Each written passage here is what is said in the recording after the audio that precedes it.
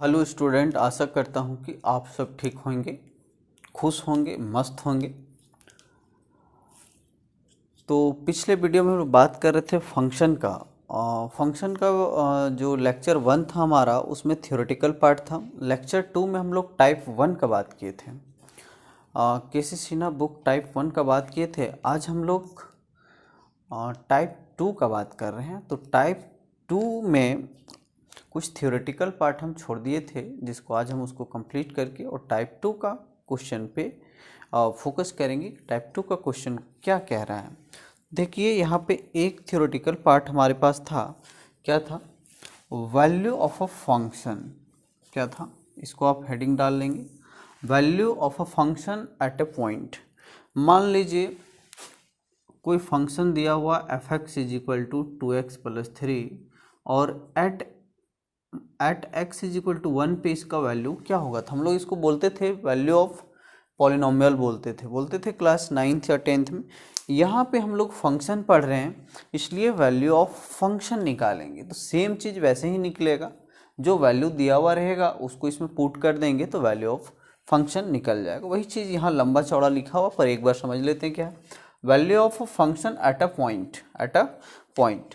कोई भी फंक्शन का वैल्यू निकालना है किसी भी पॉइंट पे। देखिए क्या कहता है the value obtained by putting x is equal to A के पास आपके पास कुछ भी वैल्यू हो सकता है, 1 2 3 4 5 कुछ भी। इन द गिवन फंक्शन, जो फंक्शन दिया हुआ रहेगा उसमें वो वैल्यू जो दिया उसको पुट कर देंगे, is called value of function. है ना? क्लियर हो गया होगा। एग्जाम्पल के लिए देखिए, हम लोग फर्स्ट क्वेश्चन को लिए हुए इसको करते हैं और इसी से हम लोग इसको क्लियर कर लेते हैं। फिलहाल इसको हम इरेज कर देते हैं। वैल्यू ऑफ फंक्शन क्या होता है? तो जो वैल्यू दिया हुआ रहता है उसको उसी फंक्शन में हम लोग पुट कर देंगे, वहाँ से हमारा वैल्यू ऑफ फंक्शन मिल जाएगा। क्वेश्चन है, अब function f is defined by f x is equal to कितना है। सॉल्यूशन देखिए, इसका सॉल्यूशन कितना है। यहाँ पे f x is equal to दिया हुआ है 2x - 5।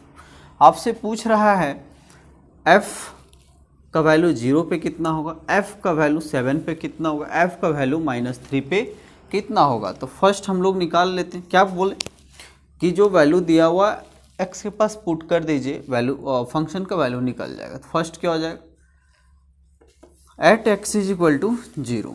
क्या हो जाएगा, at x is equal to, पहले 0 पुट करते हैं, तो 0 पुट करेंगे तो ये इसका वैल्यू निकल जाएगा।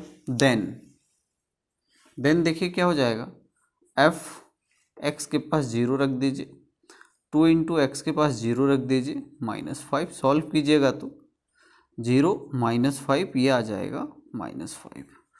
तो इस फंक्शन का 0 पे कितना वैल्यू आया, -5। इसका देखिए second, at x is equal to 7 पे देखते हैं। तो क्या हो जाएगा, x के पास 7 रख देंगे तो f7 हमारा कितना हो जाएगा, रखिए यहाँ पे f7 कितना हो जाएगा, तो 2 × x के पास 7 और -5 हो जाएगा। ये कितना हो जाएगा, 14 - 5 ये हो जाएगा 9। तो वैल्यू ऑफ फंक्शन यहाँ पे 9 मिला। यहाँ पे कितना मिलेगा, at x is equal to -3, at x is equal to -3 put कीजिए वैल्यू, तो f -3 इज इक्वल टू कितना हो जाएगा, यहाँ पे पुट कीजिए, 2 × -3 और -5 हो जाएगा।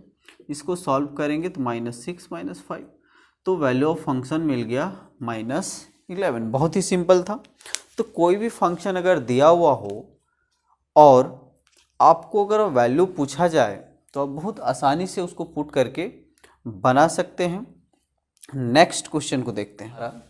नेक्स्ट क्वेश्चन है, कहता है let f is equal to, यहाँ पे कुछ रिलेशन दिया हुआ है,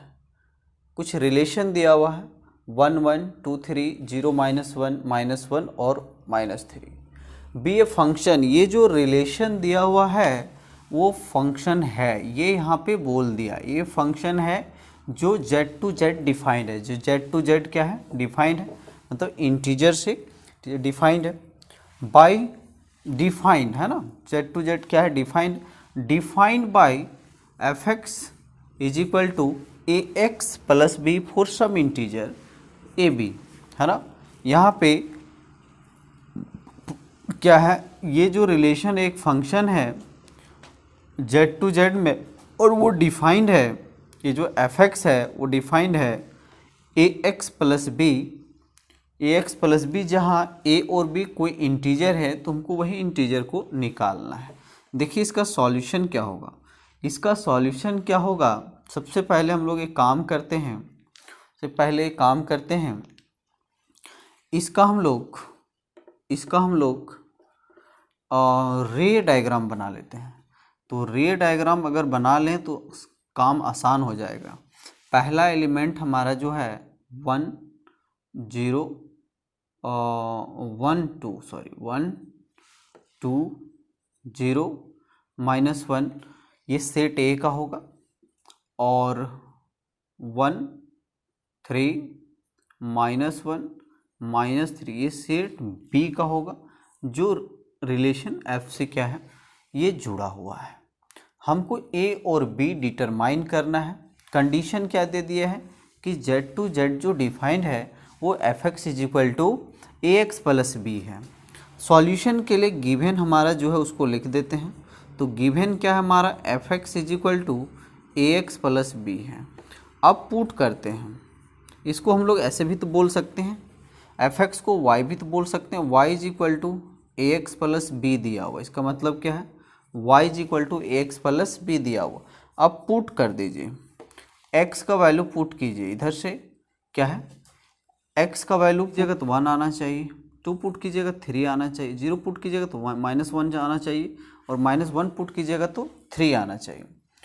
तो हम लोग यहाँ पे पुट करते हैं। देखिए यहाँ से इसको x का वैल्यू बोलेंगे और इसको y का वैल्यू पुट करें बोलेंगे।